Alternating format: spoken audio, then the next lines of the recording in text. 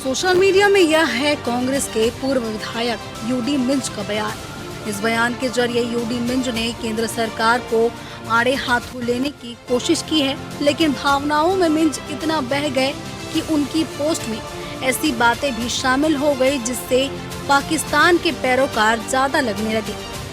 युद्ध का विरोध और युद्ध के असर को बताते बताते यूडी मिंज ने भारत की ताकत को ही कम बता दिया। अब इस मामले में सियासी गर्मा गई है और बीजेपी को तो जैसे बैठे बिठाए मुद्दा मिल गया है।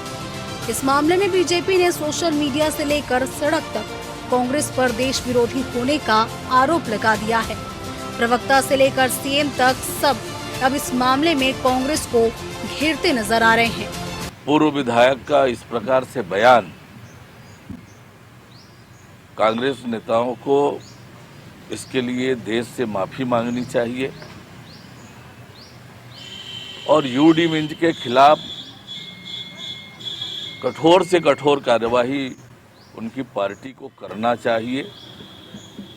ये बहुत दुर्भाग्यजनक है कि एक पूर्व विधायक इस प्रकार की भाषा का इस्तेमाल कर रहे हैं। देशद्रोह का काम उन्होंने किया है। हालांकि यह मुद्दा गरमाने के बाद अब यूडी मिंज को सफाई भी देनी पड़ रही है।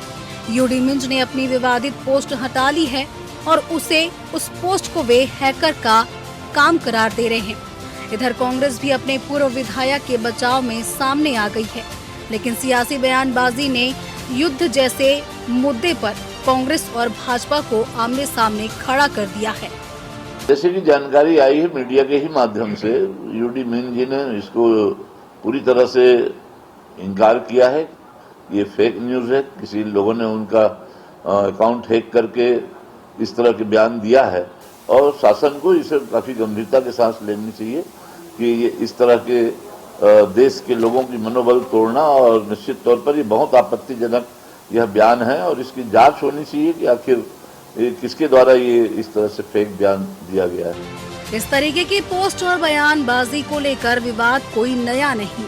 देश भर में इस तरीके के कई उदाहरण हैं, जिसमें पहलगाम हमला और उसके बाद उठाए जाने वाले कदम को लेकर देश दो भागों में बंट गया है, जिसे अब छत्तीसगढ़ का सियासी पारा भी हाई हो गया है और कांग्रेस भाजपा लड़ते दिखाई दे रहे हैं। Bureau news TV 24।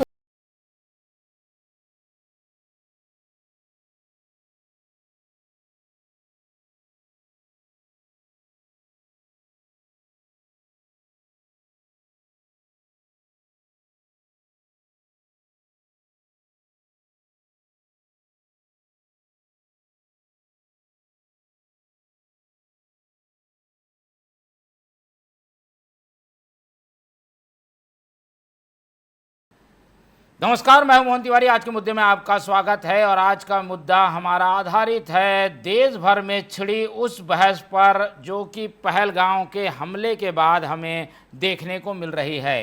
पूरे देश में अब दो हिस्से में लोग बटे हुए दिखाई दे रहे हैं, जो कि पहलगाम की घटना के बाद सरकार की कार्रवाइयों को अलग अलग नज़रियों से देखते हैं। एक वर्ग तो वो है जो कि प्रधानमंत्री नरेंद्र मोदी के साथ है और उन्हें उम्मीद है कि सरकार कुछ करेगी, लेकिन विपक्ष का भी एक बड़ा धड़ा है जो कि इस बात की आलोचना कर रहा है कि कहीं ना कहीं सुरक्षा में कुछ कमी थी और उसके बाद जो कदम तुरंत उठने चाहिए वो नहीं उठ रहे हैं।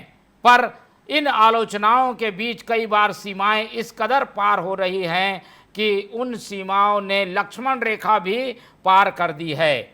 ये लक्ष्मण रेखा पार होते ही वो सीमा शुरू होती है जो कि देश के खिलाफ एक माहौल बनाती हुई दिखती है। हो सकता है किसी का इरादा ना हो, पर ऐसी पोस्ट में जब भावनाओं में बहकर विरोध की चिंगारी फैलाई जाती है तो आग देशद्रोह के रूप में भी भड़कती है। और वही कुछ हुआ है छत्तीसगढ़ में, जहां पर पूर्व विधायक यूडी मिंज की एक पोस्ट ने कांग्रेस को कटघरे में खड़ा कर दिया है। हालांकि इस पोस्ट को फर्जी करार दिया जा रहा है, पोस्ट हटा दी गई है, लेकिन जब पोस्ट लिखी गई उसके बाद से उठा सियासी बवाल थमने का नाम नहीं ले रहा है। इसी पर आज चर्चा करेंगे और जानने की कोशिश करेंगे कि आखिर छत्तीसगढ़ में इस बवाल के क्या मायने हैं और छत्तीसगढ़ में जब ये बवाल उठा है तो शांत कैसे होगा।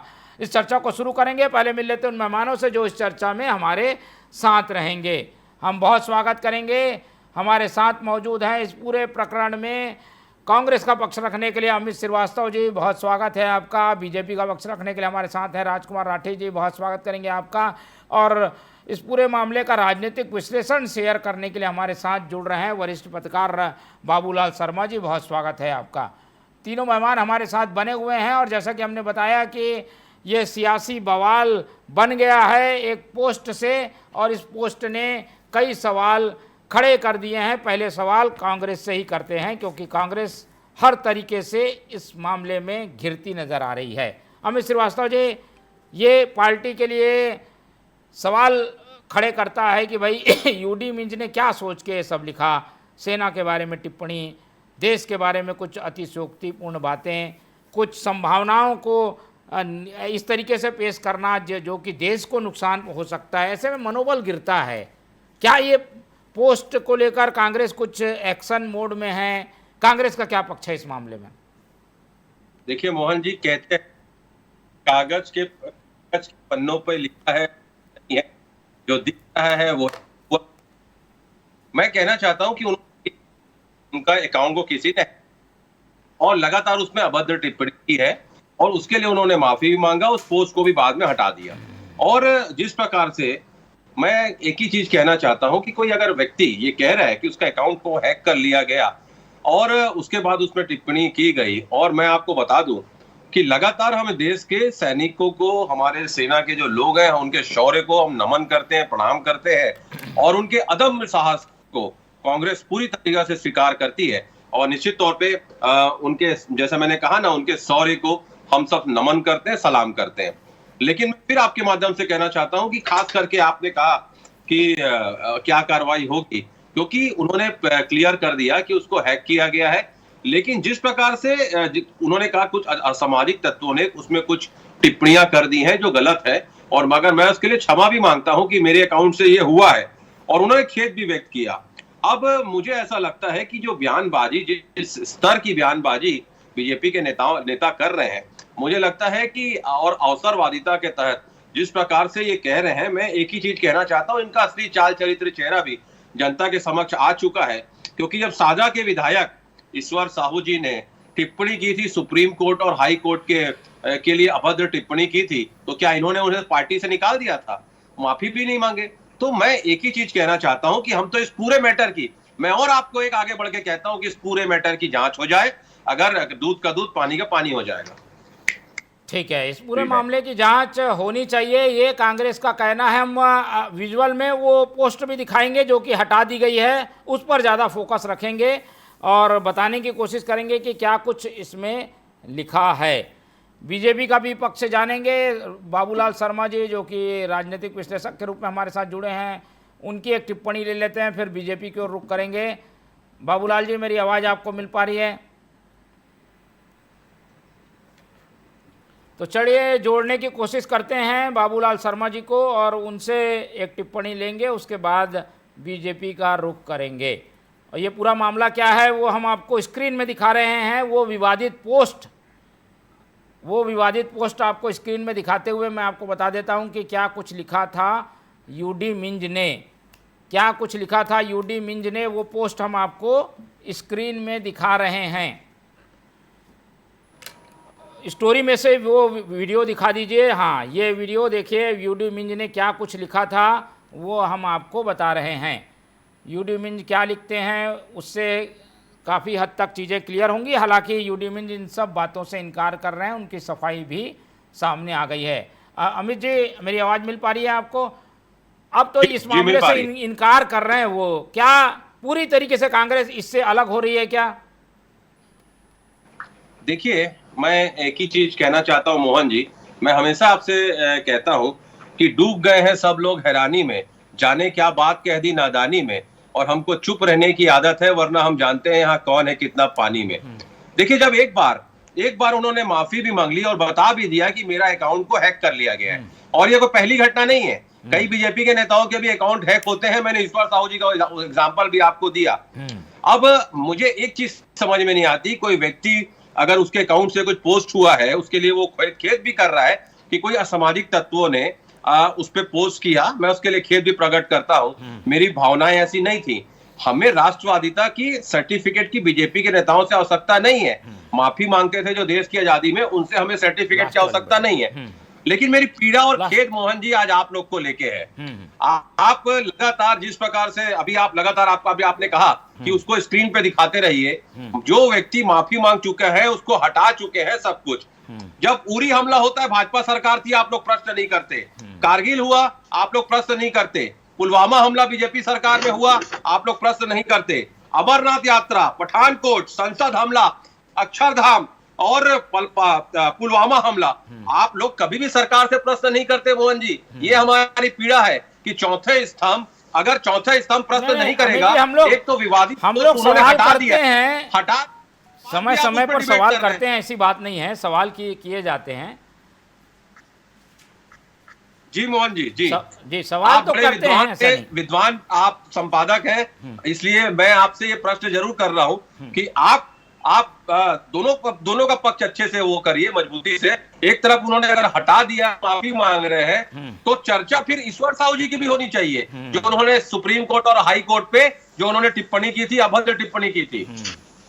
ठीक है, बिल्कुल। और ये बात जनप्रतिनिधियों को समझनी चाहिए कि उनकी सीमाएं कहाँ तक हैं आलोचना की, और आलोचना में कहीं कहीं वो कदम इस तरीके से आगे ना बढ़ा दें जो कि संवैधानिक रूप से उनके खिलाफ बने। हालांकि दोनों ही मामलों में, यानी कि बीजेपी के विधायक साहू जी ने जो टिप्पणी की थी वो भी, और अब यूडी मिंज ने जो टिप्पणी की है वो भी, बताया जा रहा है कि ये फेक आईडी से पोस्ट की गई चीज़ें थी। अब स्थिति क्लियर हुई है। बाबूलाल शर्मा जी से टिप्पणी ले लेते हैं।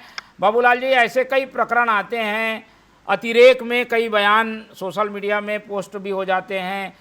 हालांकि सफाई आ गई है, पर जनप्रतिनिधियों के द्वारा ऐसे पोस्ट को कैसे देखते हैं आप कि उन्हें अपनी आईडी में ध्यान रखना चाहिए, उनकी आईडी से कोई पोस्ट ना हो जाए, या पोस्ट हो तो देखभाल के पोस्ट हो, ऐसी चीज़ों का ध्यान रखने की ज़रूरत महसूस करते हैं क्या आप?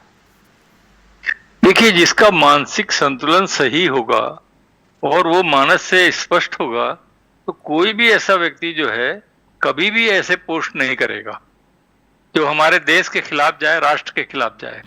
हम कैसे हार जाएंगे, क्यों हार जाएंगे, ये प्रश्न होता है। ये फेक आईडी का जो मामला आ गया है, इस पर मान लेना तो चाहिए, लेकिन इसमें ये पता लगाना चाहिए सच बोल रहे हैं या झूठ बोल रहे हैं।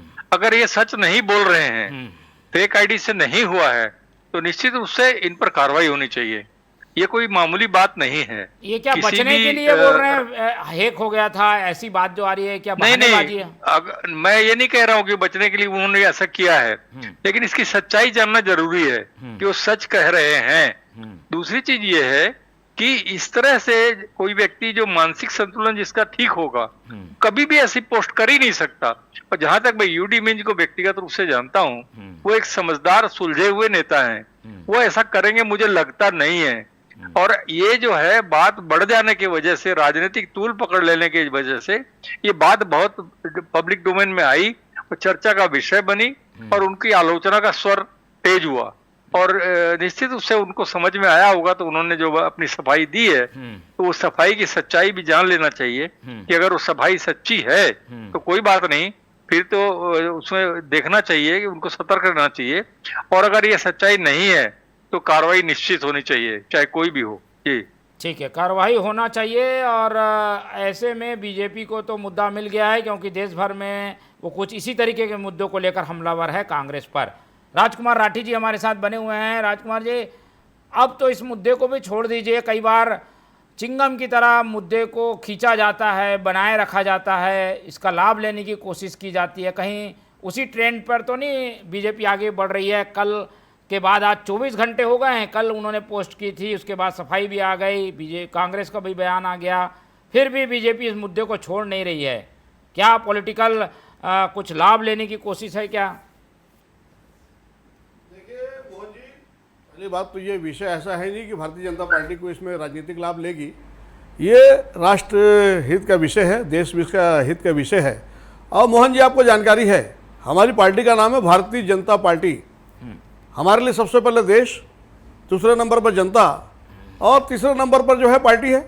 हम जो है राष्ट्रवाद की विचारधारा पर चलते हैं और राष्ट्रवाद की विचारधारा पर चलकर भारतीय जनता पार्टी जो है, मैं समझता हूँ समाज के अंतिम पंक्ति के अंतिम व्यक्ति पर जो खड़ा है व्यक्ति, उसकी चिंता करती है, उसके विकास की बात करती है। मोहन जी, इस प्रकार की टिप्पणी कोई पहली बार नहीं है।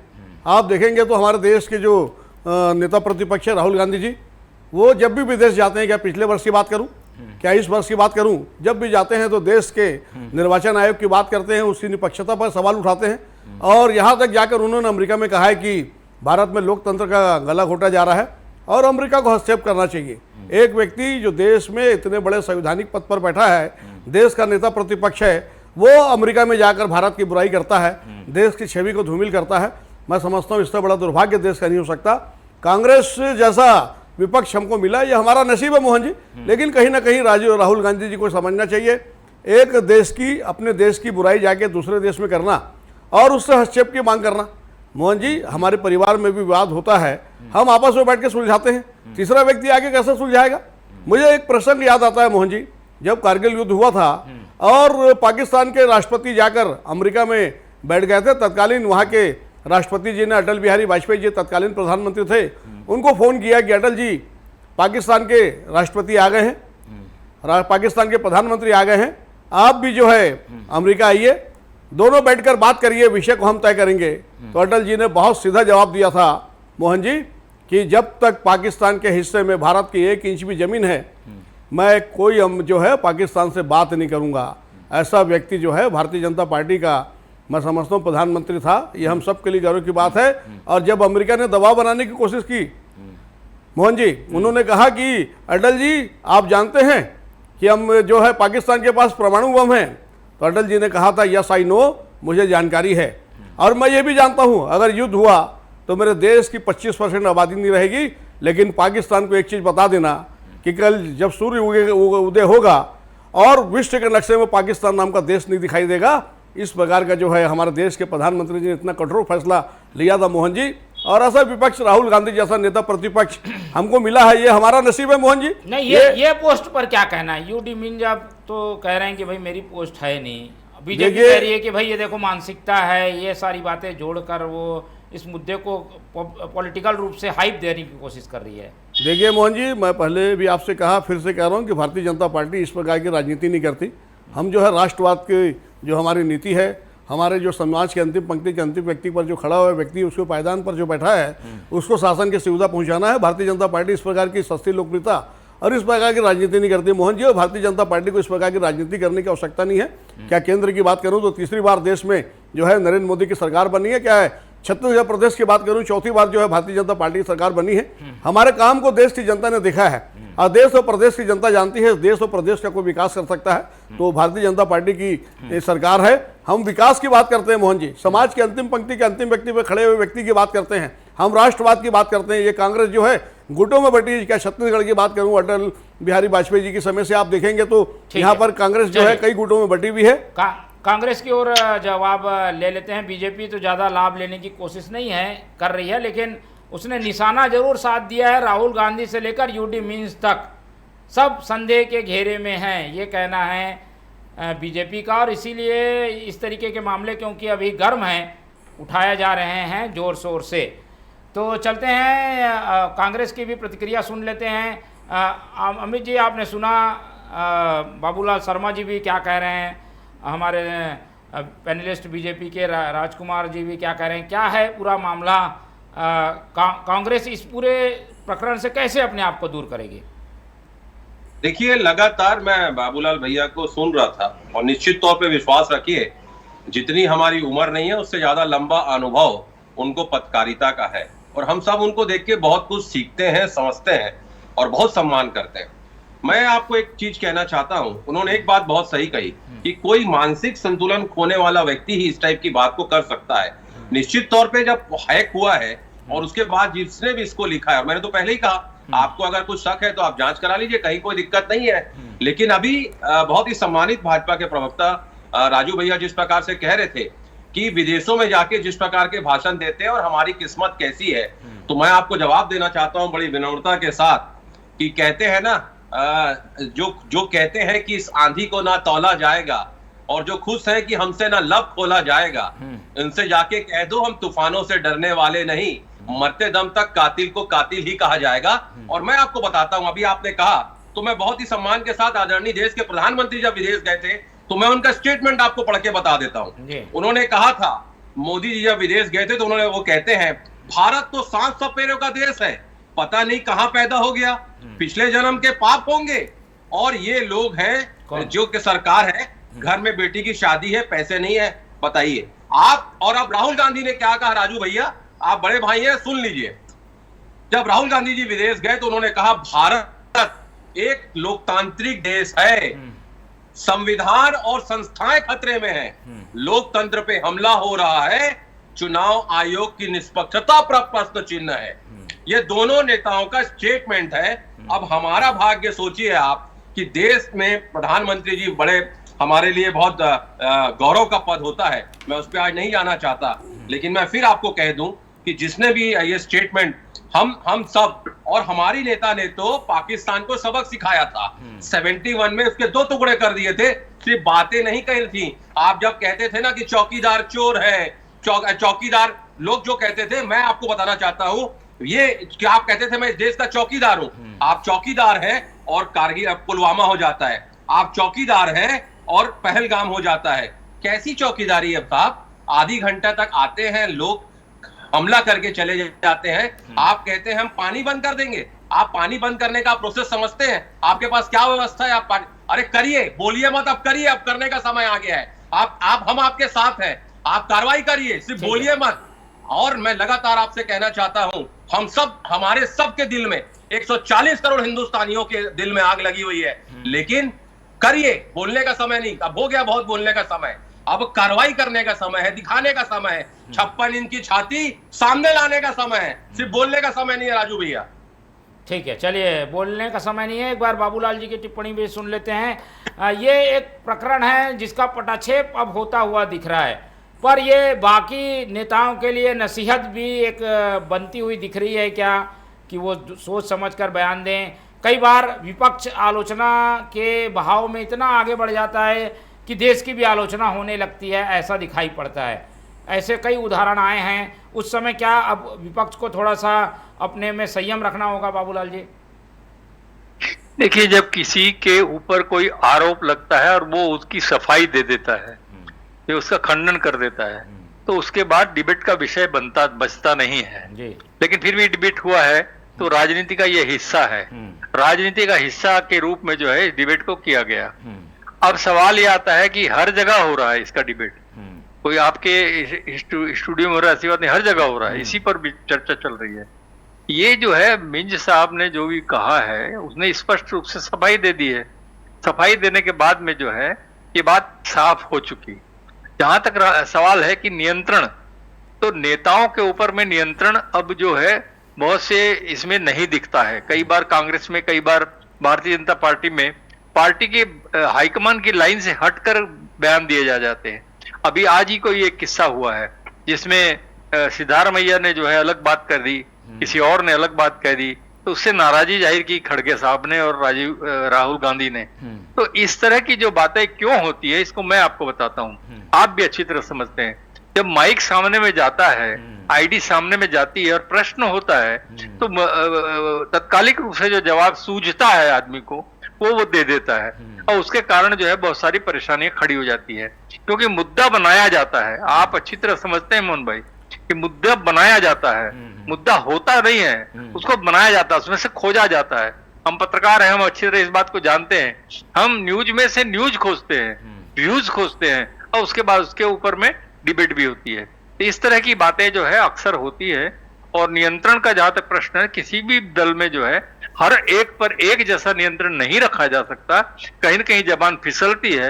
राजनीति है, राजनीति में वो मुद्दा बनता है, मुद्दा बनता है तो फिर डिबेट होता है, डिबेट होता है तो अपनी अपनी बात सामने आती है और पुरानी बातें निकलती है, पुराने नेताओं की पुरानी चीजें, पुराने बातें लाइन से हटकर, लाइन से जुड़कर, हर तरह की बातें फिर उसमें आ जाती है। डिबेट चाहे किसी भी चीज में हो, लेकिन पुराना हिस्ट्री जो है पूरी जरूर खुलती है दोनों की तरफ से। तो ये सामान्य प्रक्रिया जो है ये हो जाती है। लेकिन यूडी मिंज को जहां तक मैं व्यक्तिगत रूप से जानता हूं, मैं फिर कह रहा हूं, वो इस तरह के व्यक्ति नहीं है कि वो ऐसा बयान दें। मुझे विश्वास नहीं है कि उन्होंने ऐसा बयान दिया होगा। और जो है उसके बावजूद मैं कह रहा हूं, अगर लोगों को शंका है उन पर तो उसकी जांच हो जाए, जांच होकर के स्पष्ट कर ले कि क्या बात है, वास्तविकता क्या है। ठीक है, चलिए श्रीवास्तव जी कुछ ऐड करना चाह रहे हैं। जी, मैं एक ही चीज कहना चाहता हूं, मैं बिल्कुल आज देश का जो माहौल है, और मैं एक बात बिल्कुल आपकी और बाबूलाल भैया की बातों से सहमत हूं कि जब आप राजनीति के बड़े पद में रहते हैं या किसी भी पद पे आप रहते हैं तो आपको सुचिता आपके अंदर होनी चाहिए। और कहते हैं ना मोहन जी कि शब्द सब सब कोई कहे, शब्द के हाथ ना पाओ, और एक शब्द औषधि करे और एक शब्द करे घाव। तो ऐसा कोई भी हमको वक्तव्य नहीं देना चाहिए कि जिससे लोगों को उससे पीड़ा हो, तकलीफ हो। अब मैं कहना चाहता हूं कि जो ये कह रहे हैं, जो आप अभी बाबूलाल भैया ने कहा ना, क्योंकि मुद्दा वो उन्होंने माफी मांग लिया, मतलब उन्होंने कह दिया, खेद व्यक्त कर दिया, तो मुद्दा नहीं बनता। लेकिन मैं आपको बता दूं कि आपके चैनल के बाद अगली 3 डिबेट मेरी आज इसी टॉपिक पे है, अगली बैक टू बैक 3 डिबेट इसी टॉपिक पे है। मैं एक बस भाजपा के, जब 140 करोड़ हिंदुस्तानियों की बात करता हूं तो उसमें कांग्रेसी भी आते हैं और भारतीय भी आते हैं, उसमें कांग्रेसी भी आते हैं। मैं आपके लोकप्रिय चैनल के माध्यम से एक संदेश देना चाहता हूं कि भारत हमारी सरजमी है, भारत हमारी सरजमी है, उसमें राजू भैया भी है, मैं भी, आप भी हो, बाबूलाल भैया भी है। भारत मेरी सरजमी है, आजा दिल चीर के दिखलाऊं वतन का नक्शा, मेरा भारत मेरी सांसों में समाया हुआ है। तो हम सब आज 140 करोड़ हिंदुस्तानियों की पीड़ा, तकलीफ और वेदना हमारे हमारे हमारे जो प्रमुख है, सरकार में बैठे हुए हुक्मरान है, उन्हें समझना पड़ेगा साहब कि अब हमारे दिल में जो आग लगी है, दिल चीर के दिखाने की जरूरत नहीं। आपकी बातों से लग रहा है कि देशभक्ति कूट कूट के भरी पड़ी है। देखिए मोहन जी, टिप्पणी राष्ट्र मोहन जी, इनकी देशभक्ति समझ में आती है। कन्हैया कुमार जिसने कहा भारत तेरे टुकड़े होंगे हजार, उसको ये जो है कांग्रेस में प्रवेश कराते हैं। राहुल गांधी जी खुद उपस्थित रहते हैं और दिल्ली से लोकसभा का टिकट देते हैं। ये दुर्भाग्य है, ये दुर्भाग्य है, ये दुर्भाग्य है मोहन जी। और सेना के सोने पर साबित नहीं हुआ है। प्रधानमंत्री जी बिरयानी खाने गए थे बिना बुलाए, अडवाणी जी चादर चढ़ा के आए थे जिन्ना की मजार पे, आप उससे भी कुछ कह दीजिए। सवाल उठाते हैं, ऐसा विपक्ष हमको मिला, ये हमारे लिए दुर्भाग्य की बात है। फिर से कहना चाहूंगा मैं, एयर स्ट्राइक पर आप सवाल उठाते हैं। देश की जो आज तक कमेटी नहीं बनाए, क्यों प्रश्न नहीं उठेगा? कमेटी का नाम बता दीजिए, कमेटी का नाम बता दीजिए। चलिए, आप एयर स्ट्राइक के सबूत मानते हैं, आप सेना के सोने पर सवाल उठाते हैं, नाम बता दीजिए। चलिए विषय में बने रहते हैं। और अब इस पूरे मामले का पटक्षेप भी होना चाहिए। किसी की देशभक्ति पर कोई संदेह नहीं है। राजकुमार जी, कांग्रेस की भी देशभक्ति पर संदेह नहीं है, आपकी भी देशभक्ति पर संदेह नहीं है, पर एक दूसरे की देशभक्ति को समझने की जरूरत है, एक दूसरे के भावनाओं को समझने की जरूरत है। कोई किसी के खिलाफ हो सकता है, देश के खिलाफ कोई नहीं है, ऐसा मैं भी मानता हूं और सब मानते हैं। और इसी भावनाओं को लेकर आज की इस डिबेट को हम खत्म करते हैं। चर्चा के लिए समय इतना ही था, इसलिए चर्चा यहीं खत्म करते हैं। राजकुमार राठी जी हमारे साथ जुड़े, उनका धन्यवाद। बाबूलाल शर्मा जी ने समय दिया, उनका धन्यवाद। अमित श्रीवास्तव जी हमारे साथ बने रहे, उनका बहुत बहुत धन्यवाद। तो तीनों मेहमानों को धन्यवाद कहते हुए आज की ये चर्चा यहीं खत्म करते हैं। और आप लोग से रखते हैं उम्मीद कि आप लोग देखते रहेंगे TV 24। रखिए अपना बहुत ख्याल। नमस्कार।